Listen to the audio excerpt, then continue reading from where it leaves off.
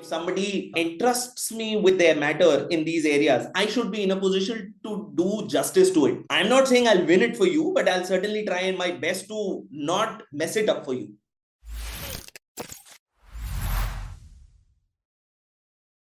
Hello and welcome to our SuperLawyer YouTube channel. Today, we have our guest, advocate on record, Mr. Mayank Sapra, who is based out in Delhi and is primarily practiced in Supreme Court of India and Delhi High Court, and also various other tribunals. His practice area includes arbitration laws, service laws, telecommunication and broadcasting laws, real estate laws, and insolvency laws. He has also been impaneled with counsel to secure justice and have been representing the victims in POCSO matters. We are so thankful to you for accepting our invite and being here with us to answer a few questions for our law learners. Welcome and thank you once again. Thank you so much, ma'am. It's a real pleasure being here with you. So I'll start my first question to you as when you decided to become a lawyer, what was the inspiration? And after that, when did you decide to become an advocate on record, which is undoubtedly filled with valuable experiences? And also, I would request you to give us some memorable moments or turning points in your time while you were in college. And what was your actual inspiration behind taking such initiatives which have made a name for you? Well, I'll start off with telling you something. I don't think I've taken any initiatives which have made a name for me. But having said that, ma'am, I did not want to get into law. I mean, most people from my generation did not really have that idea. But I was a science student and I was preparing to get into engineering. It's just that after a point, I think 11th and 12th really makes you understand that not everybody is meant to measure the elasticity of a monkey's tail.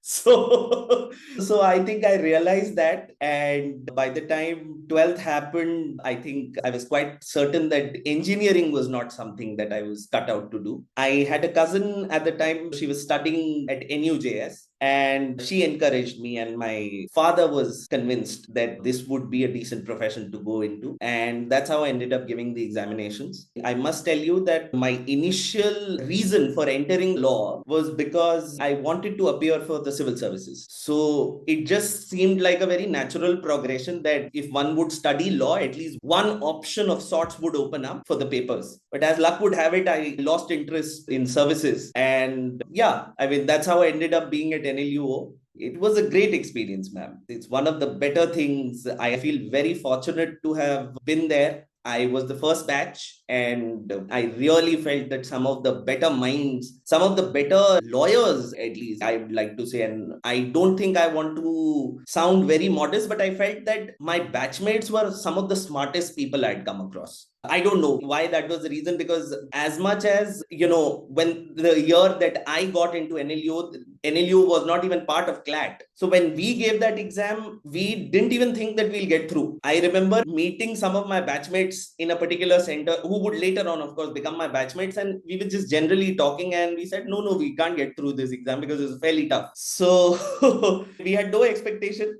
But I think the idea of coming to a fledgling university to be able to develop a culture of sorts where we wanted to learn in a particular way and we wanted other people to learn in a particular way. I think that is what really became the motivation for me to join NLUO. How has it shaped your whole career? Because obviously, where we get educated also shapes us in a certain way. So I would love to understand your journey through that. Honestly, I felt that the teachers that I was taught by were some of the better ones. Be it Professor Yogesh Pratap Singh, who taught us constitutional law, happens to be the Vice Chancellor of NLU Tripura. Dr. Faizan Mustafa was our Vice Chancellor at the time and happens to be one of the better professors in the country at this point. It was taught by Professor Abhik Majumdar, who currently is an associate professor in Goa. And I mean, I can keep taking names, but fact of the matter is that I think Professor Mustafa had done an excellent job of collecting some of the better professors who really knew what it is to deal with a new law school and students who realistically have no idea how to go about their life. I remember that we had a professor, Professor Byasa Moharana, who had taught in TIS before he came to teach us. and he taught us sociology. That really opened up things for me. I don't think I had an idea about how equality of gender actually works, or what is really the disparity in gender. So part of the reason was also that, I did not have a sister and I had a brother, so both of us were equally foolish or equally intelligent, but I think that really opened my eyes to the gender disparity, and that really helps you understand the other gender, to be very honest. Let me put it this way: you usually grow up thinking that life is all about you and everything is going well. It's only when you enter into a larger space is when you really understand, okay, there is something greater than you, and there is injustice and inequality that has been taking place right in front of your eyes. It's just that you were never alive to it. So I think that really had a major impact on how I wanted to approach my career. What are the various things that I wanted to do? I've never really thought on these lines, but now that you're asking me this, I believe part of the reason that I end up doing human rights is on account of the sociology lessons. So I feel that was one of the things that really helped me shape up whatever little practice I have today, whatever little semblance of a practice I have today. Well, you started seeing things from gender lens. That's what I understood when I started doing gender studies. And sociology is, yes, it's a very big eye opener for people who are privileged and who have not seen the world from actual gender lens or gender inequality senses. And that's kind of very touchy subject for me. You brought it up. So I'll ask you the question about not exactly this, but yes, the kind of work that you do and the kind of representations that you do, including POCSO matters and the kind of NGOs you are involved with around the laws of disabilities. Would you be kind enough to share with us any particular case or instance where your legal expertise made a difference in someone's life, or for that matter, in a community? Because as a lawyer, you have touched upon many lives when you started practicing. So Yes. your thought process, which was shaped in your college about this sensitive subject, has it changed someone's life? And I'm pretty sure it has. So we would request you to share some instance. Ma'am, I'm unsure if, I mean, I should be given the entire credit, because, quite frankly, human rights, the way I look at it, I think a lot of people are involved into just dealing with one particular issue. And see, the thing is, when I used to assist my senior, Miss Aparna Bhatt, we were doing this matter. This was going on in the Supreme Court, and this was a suo motu writ petition. And this was on the laws pertaining to rape and gang rape videos. So there weren't any laws and there was no mechanism to address them. And so a lot of this, so for example, revenge porn is a part of this, right? People would make unsavory videos which were absolutely obnoxious, and would post it just to sort of get back at the girl or get back at the children, for that matter. And nobody would have any reason. And the problem was that there was no way to address it. I feel later on, the government appears to have made up a mechanism where you can actually post the link anonymously, and that will be taken down within a particular period. And you see, the government coordinates with all the big players, be it Facebook, WhatsApp, or Microsoft, all the big ones, because they all eventually were made a party to this. That, I felt, was really the point where one felt there was a lot more to be done. Of course, it was ma'am's matter, whatever little assistance that I could render. I felt that that is something that really remains one of the prize moments, so far as I am concerned. Maybe one more time, I think I appeared for this NGO called Muskan. And it had so happened that the government had allotted them a particular land, and thereafter the government changed and they didn't want to sort of continue with that land. And Muskan basically is an organization run by the parents of intellectually disabled children and adults. So that land was actually meant for creating a residential facility for them, and they were asked to vacate it overnight. We approached the disabilities commissioner, and thereafter we went to the high court, and we were able to secure an order where they would grant us appropriate time. I think it was maybe 1 or 1.5 years that we were granted. And by then, Muskan was fairly sure that, okay, this is a particular time in which we can actually look for another space and accommodate the persons with intellectual disabilities. I remember a particular parent having come to me, because this Muskan also was trying to make a residential facility, and parents are unable to sort of take care of each and everything once the child actually gets to the age of 50 years or something. It's difficult because by then they are at late 70s, 80s. They have so many health issues. So I remember one of the parents coming to me and telling me that we are just very, very thankful to you because we really had no idea how to go about things. And I think that really is the motivation behind doing whatever little human rights I end up doing. Even that little is so much. Imagine their life changed, you help them, and these kind of things are the things that bring in a lot of change in society as well. And somehow I feel this noble profession is still too noble, and it helps a number of people directly, indirectly. It does, and this I only understood after doing law, to be very frank. After changing so many professions, I realized this actually helps the society. On that note, I would like to understand from you, how did you diversify your practice so much in so many different fields, and almost all of them are very niche fields like arbitration laws or even disability laws, service matters. How do you navigate through the breadth of these kind of legal practices? What particular plans do you have with this? How do you approach towards these kind of cases? And what do you suggest to our learners if any of them are wishing to be one such niche lawyer about these subjects? So, ma'am, what it effectively means is that I am a jack of all trades and master of none. And I know little about various fields and possibly not an expert in any one of them.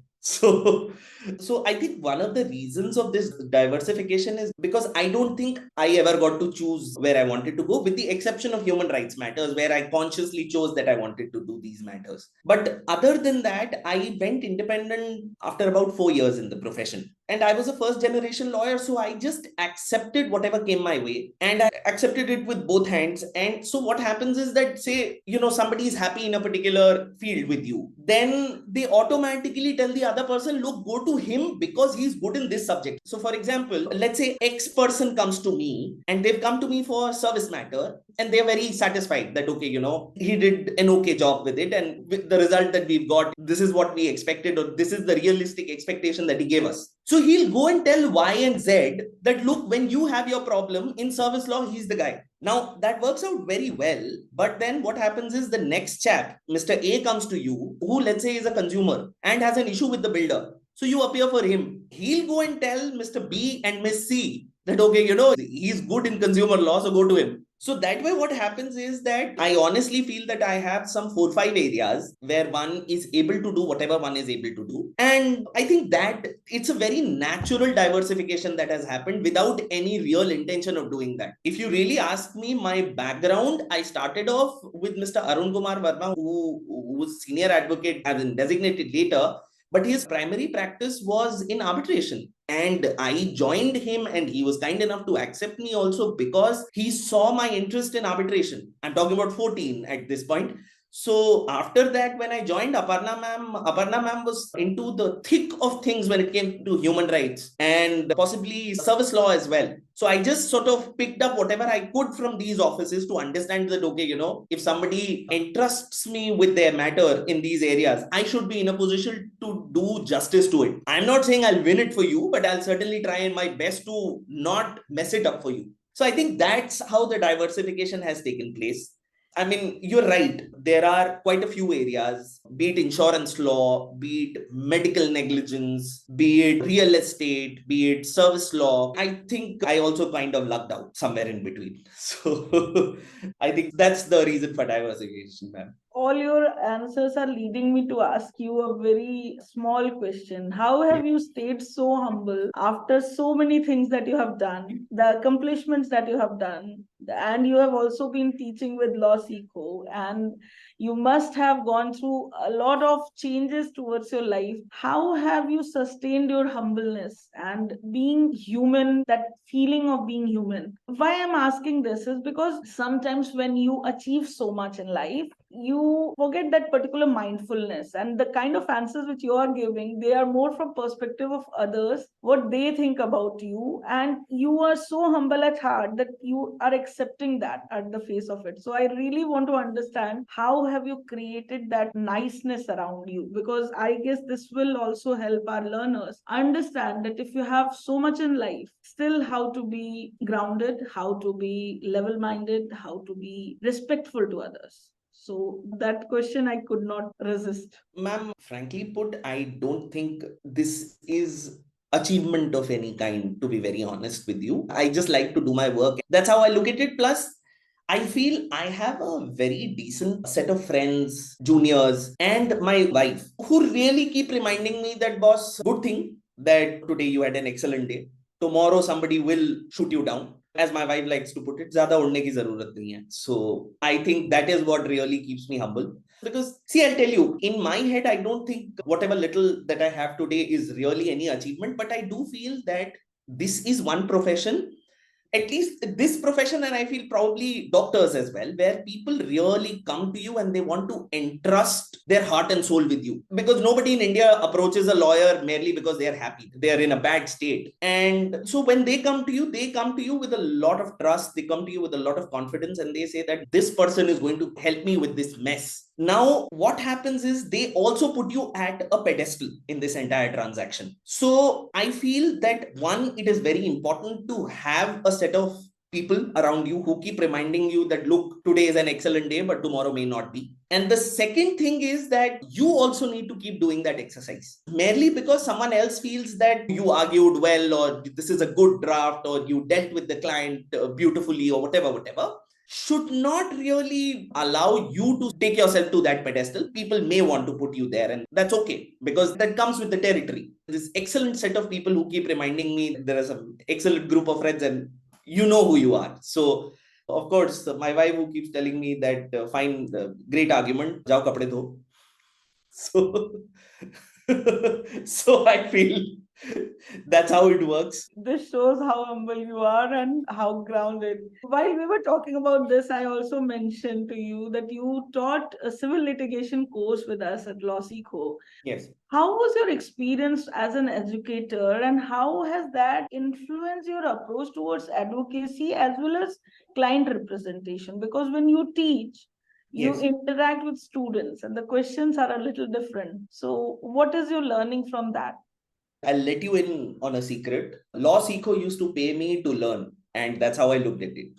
Because I felt that when I was teaching that course, and mind you, one of the better experiences of my career till this point, because once again, you are doing something which you know will certainly have an impact, and you try your level best that it does have an impact. So when you start off, you are trying to sort of share your experience that, okay, these are the mistakes that I have made, and this is what I look at it. And I have to give it to the students as well.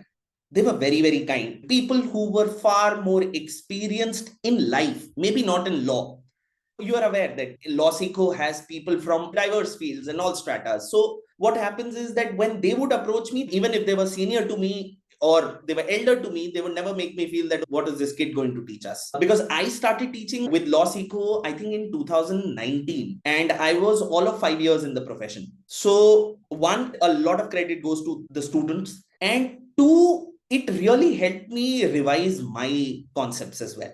Because I used to have this thing where I would want to prepare before every class and go through the concepts again and again. And I feel that civil litigation in general, there was a lot of focus on CPC.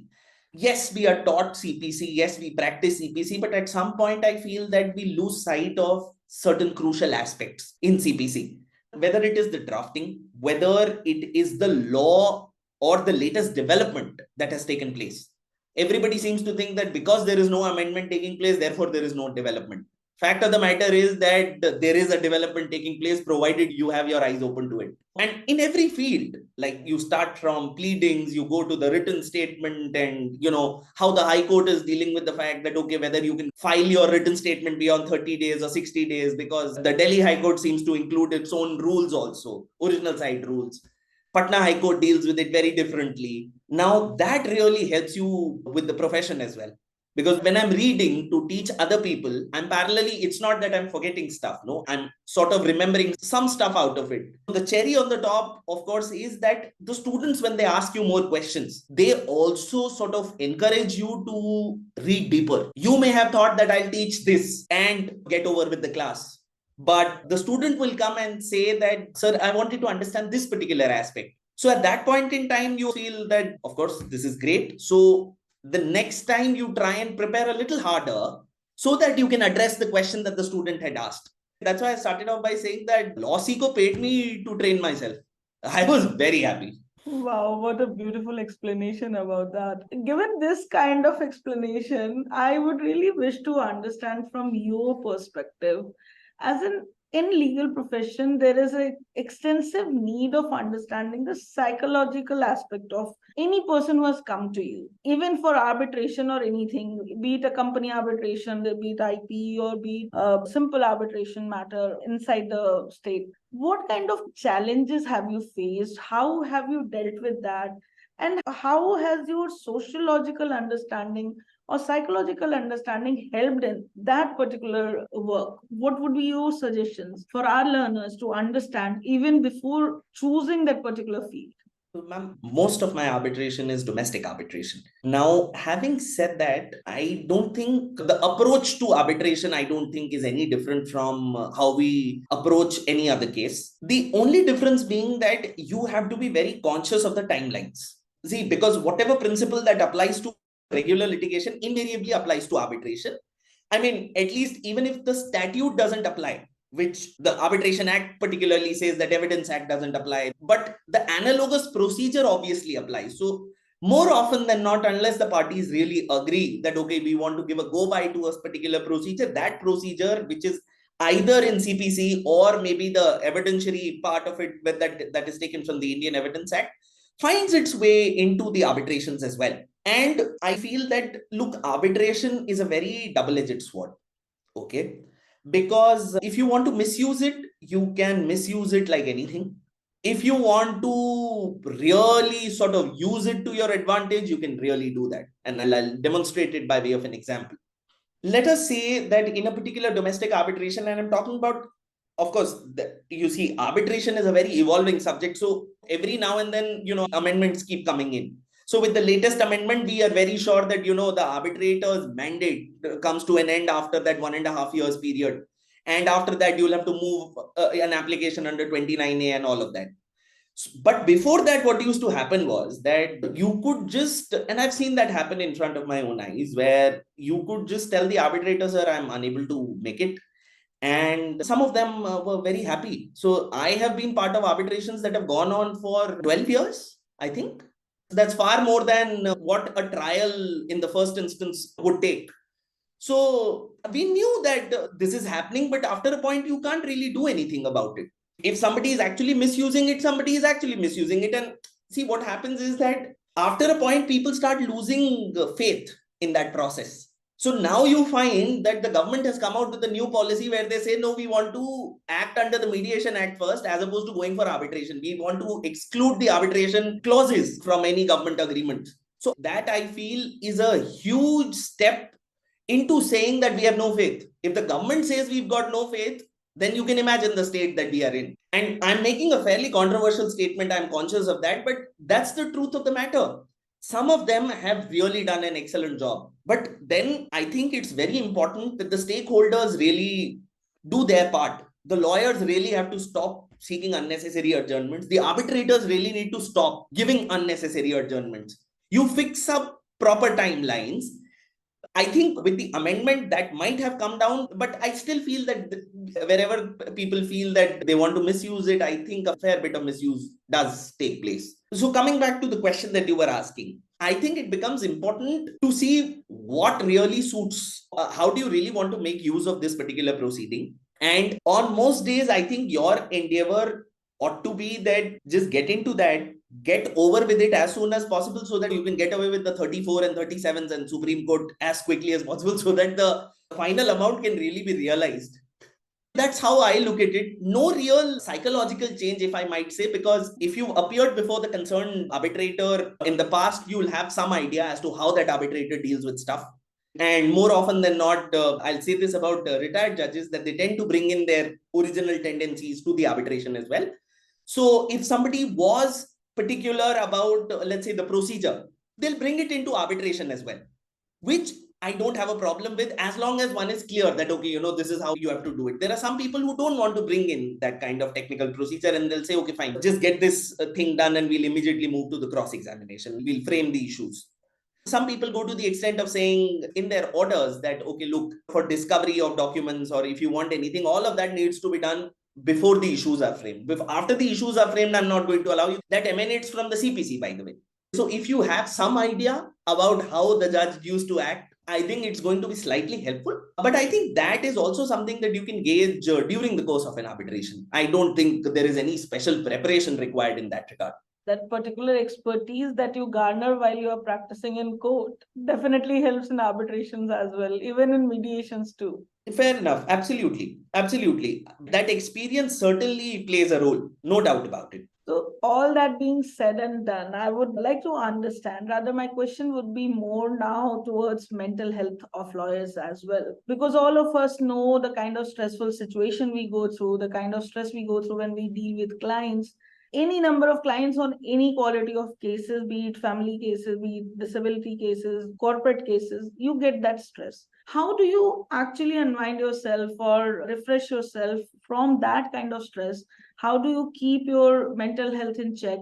Why I'm asking that is that has become a very pertinent issue nowadays with the budding lawyers who are entering the field. Somehow, within a couple of years, they are feeling exhausted or they feel like they cannot continue with the kind of competition they are seeing. So, till now, people have survived. They have definitely. But what are your suggestions? How do you see yourself taking care of that? And what would be your suggestions for these new entrants in the legal field? You are absolutely correct that it's a very important issue that one needs to deal with. I feel that it's important at any stage of your career to be able to find some time for yourself. I know it sounds very cliched, but that's something that I've experienced and I feel that it's made my life slightly better.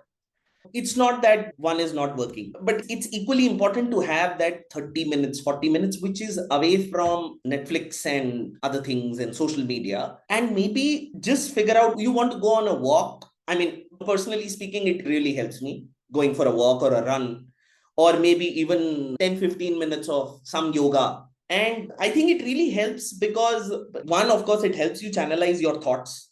It is difficult, no two ways about it. At times, you've been shouted down by a particular judge. At times, you are bullied by a senior counsel in the court. At times, the opposition made it a point to press your buttons. Sometimes the client has given you a call and really told you how incompetent you are. So I completely understand all of that, but I feel that I think the only way of getting around all of that is to obviously keep finding time for yourself, at least about half an hour, 40 minutes for yourself. And the second thing is keep taking frequent breaks. It helps if you have a very travel friendly partner. So I like to go out on as many trips as possible. I think every 3 or 4 months, I try and plan. My wife actually, I mean, we sit down and we plan stuff, but she's better at the execution of all of this. And we try and take as many breaks as possible. That is also important because then you come back with a fresh mind. Even if it is for 3-4 days, that I feel is really helpful. And maybe about half an hour, 40 minutes on a daily basis, where you find some time for yourself. It doesn't come very easily. I mean, for somebody like me, it didn't come very easily. Even now, I feel I'm not able to find 40 minutes on a daily basis. But at least when you start thinking on these lines, I feel that you've started making that progress. And that sort of becomes your encouragement to keep finding a little more time. Because when you're talking to people, when you're talking to family, when you're talking to your partner or, friends or whatever, you are actually finding that time, right? So I think it's important that that is maintained because they'll keep telling you as to how to go about things.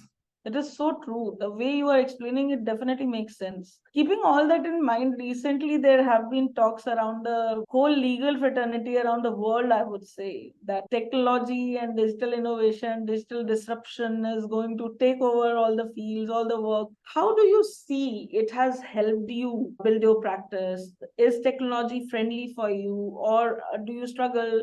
If you have not struggled, if you have seen that technology has helped you, how has it helped you? And how do you see the future? How do you see that particular prediction for the future, the kind of work that we will be getting as lawyers? Because that will help our learners at least understand, okay, this is also the new upcoming field that we can think about or try and reach out for. Ma'am, I'm unsure about what are the various aspects or what is the new work that is going to emanate, but I can speak on whatever we feel we have today. So I'll address this question in two parts. First one is that how I feel technology has helped us, and two, how with the advent of technology, what are the new laws that have come in which will probably generate some new work. So first things first, ma'am, I feel it's very important to have an open mind to the changing technology. Credits to my junior colleague, or rather colleagues, who keep insisting, because I'm fairly old school in my head, and my problem was that I could not work without a physical copy. So my junior at the time, she would come along with me and she would only have her laptop. This is post 2020. In my head, I was still using the hard copy. So at some point, it really made me feel that I will have to get into all of this. It's just that because I'm not starting, there is that initial sort of lethargy / inertia that keeps you from moving towards that goal. So I think of late I have been able to reduce the paper consumption. I'm very happy about that.